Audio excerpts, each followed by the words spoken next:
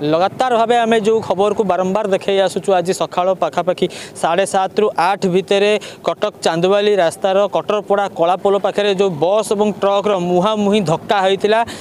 निश्चित भाव आम कहीपर गोटे बहुत बड़ आकार धक्का होता जहाँकि स्थानीय अंचल गोटे भयर वातावरण सृष्टि कर पर स्थानीय लोक मैंने तत्कालीन भाव आसिक प्रथम रेस्क्यू कार्य आरंभ करते खबर पाइबा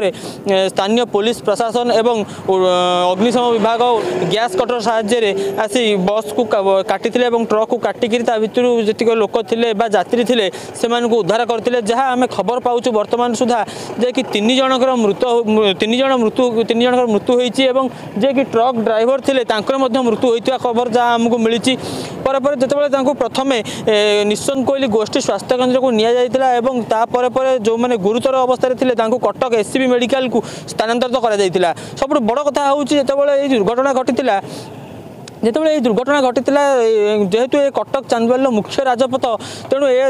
यात्री मानकर यातायात संपूर्ण भाव ठप हो जाता तेज पुलिस प्रशासन और अग्निशम विभाग अक्लांत परिश्रम पर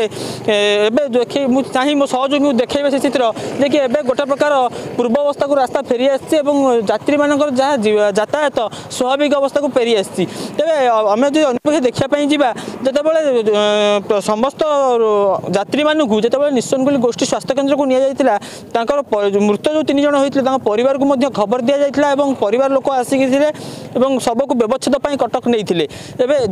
एपर्यंत भितर ट्रक ड्राइवर कथा कहवा जहाँ राजस्थान नथिबार जनापड़ी कि परिवार लोक एपर्यंत आसी पहुँची नथिबा बेले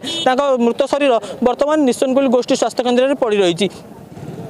तेज जब आम जो घटनास्थल में बर्तमान आम जो देखापी जावा जो बस को साइड करा जाइछि ट्रक को साइड करा जाइछि रास्तार यात्री मानक यातायात स्वाभाविक अवस्था को गोटे प्रकार अणा जाइछि घटनास्थल में पुलिस प्रशासन एवं जगिकी रही तेज आम जो बस भितर कथा कह भितर एवं जो यात्री मैंने यातायात बस रे बसते यात्री मैंने विभिन्न आसबाबपत्र जो कहीपर जो मैंने सांगे आसबाबपत्र नहीं आसी ड्रेस हो जोता हो टोपी हो कि अन्य जिन कथा आम कहीपर एवं बस भितर छिन्न विच्छिन्न हो पड़ी आम देखा पाइचु। कटक निश्चन कोइलू फाल्गुनी प्रसाद पंडा रिपोर्ट फोकस प्लस।